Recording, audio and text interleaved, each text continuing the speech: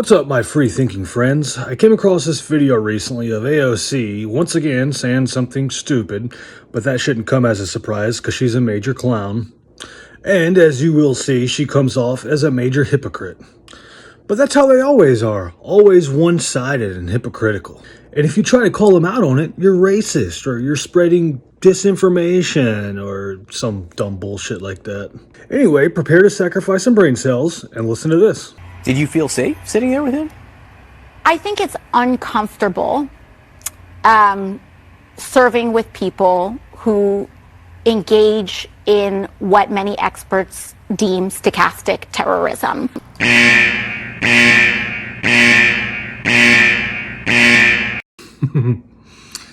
She's clearly a fucking idiot that has no idea what she's talking about, but she uses these big words in an attempt to sound more intelligent than she really is. But notice how she used the word stochastic. Stochastic means random and probabilistic, which means that something that is stochastic cannot be determined by a precise statistic. So in other words, when experts are calling something stochastic terrorism, that means they're just assuming that's what it is when it's really not, and they have no proof to back that up. And she probably doesn't even know the definition of the word herself.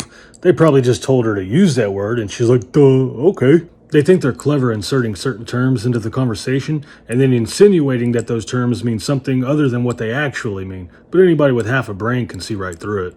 But wait, there's more. Which is the incitement of violence in an incitement of violence using digital means and large platforms so that individual themselves may not be the one that's wielding a weapon. Oh, okay. So you mean kind of like what CNN is doing, or BLM, or Antifa. And in the case of BLM and Antifa, they don't just incite violence with digital means like social media accounts and things like that. A lot of times they incite violence in person, and they do have weapons. Oh, but don't talk about that, though. That doesn't count. No. But I have had to ride, as has Representative Omar, I've consistently had to ride in 20,000-pound armored vehicles, engaging in some of the most gruesome threats that you can imagine that were incited by Republican members. What about all the violence that was incited by Democrats? What about BLM and Antifa members burning down businesses? Businesses that hardworking Americans poured their blood, sweat, and tears into. Attacking anyone that didn't agree with them. Surrounding people's vehicles, beating on the glass, dragging them out and beating the shit out of them. Are you just not going to talk about that? Of course you're not. Doesn't help your agenda. This is not just about a tweet.